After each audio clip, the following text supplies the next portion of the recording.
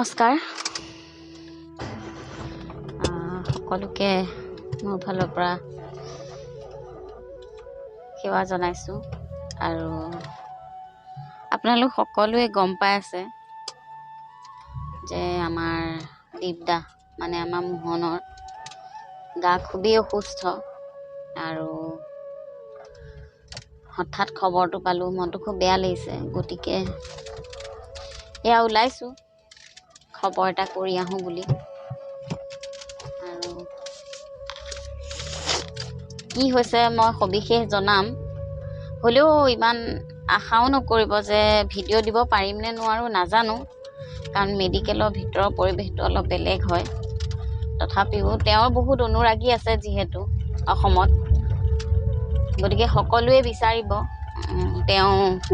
কিমান সুস্থ হৈ আছে কেনেকুৱা কি হৈ আছে গতিকে মই অকণমান চেষ্টা কৰিম সিমানখিনি আপোনালোকক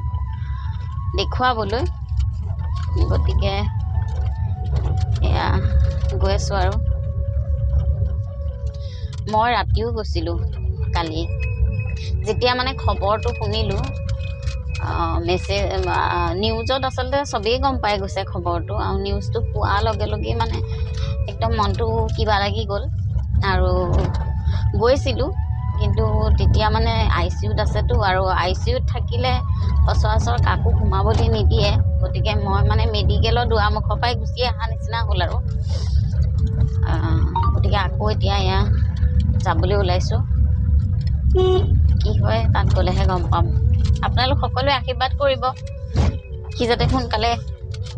সুস্থ হৈ আমাৰ মাজলৈ আহে লৰালৰিকৈ এয়া ওলাই আহিছোঁ বাটত আকৌ ট্ৰেফিক জাম কেতিয়াবা লৰালৰি হ'লে এনেকুৱা লাগে যেন উৰি গৈয়ে পামগৈ কিন্তু নহয় এয়া আহি আছোঁ আৰু ফোনাফোনিও কৰি আছোঁ সি অলপ ভাল পাইছে কোনোমতে আহি পেলাই এয়া হেল্থ চিটি পালোহি আৰু এতিয়া ভিতৰলৈ যাব লাগিব তাতে অংকুৰদা আছে অংকুৰদাক ফোন কৰিলোঁ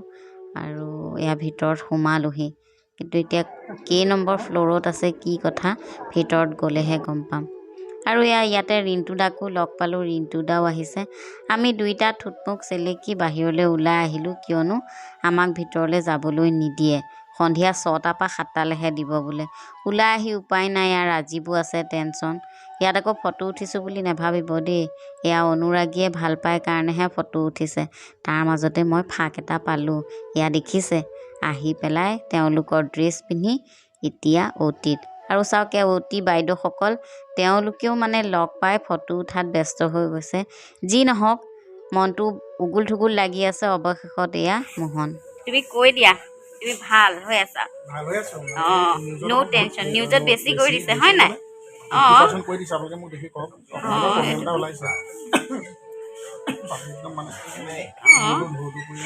হয় পাই অকণমান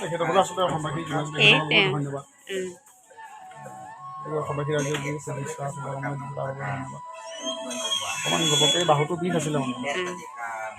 বাহুটো বিষ হওঁতে অকণমান প্ৰব্লেম এটা ওলাইছে তাৰপিছত মোক ক'লে যে সোনকালে ট্ৰিটমেণ্টটো হৈ যায় সোনকালে ভাল হয় সেইকাৰণে মই কৰিয়ে দিওঁ পিছত সম্পূৰ্ণ সুস্থ হৈ যাব চিন্তাৰ কাৰণ নাই এনেই ভয় খাই আছে একদম আমাৰ গাড়ী চাৰি কাৰণে লাগিছে অলপ কিতাপটো এতিয়া একো চিন্তা কৰিব নালাগে মই নাচৰ কৈছোঁ মোৰ আঙুলিটো কি হ'ল মানে এডাল খুলি গৈছে নাচক ক'লো মোক আঙুলিটো দেখাই গৈছে কি আঙুলিটো আছে দেখোন মোৰ লগত আঙুলিটো খুলি থাকে ভয় খাই তাৰপিছতে গম পাইছে এইটো কথা কৈছোঁ আকৌ বোলে তুমি কালি এইটো কি বুলি কয় আকৌ কালি বোলে তুমি প্লেটে স্লেটে খাই দিবলৈ ধৰিছা হয়নে খানা নাচে কৈছে আপোনাৰ এইটো মানে ঔষধ খাই আছেতো টেবলেট খাব লাগিব মই ভাতখিনি খাই গৈছোঁ ভাত খাই এখন প্লেটখন খাম নে নাখায় জমনি দেখিছে ইয়াতো জমনি কৰি আছে আৰু এনেকুৱা জমনি ল'ৰাটো একো নাই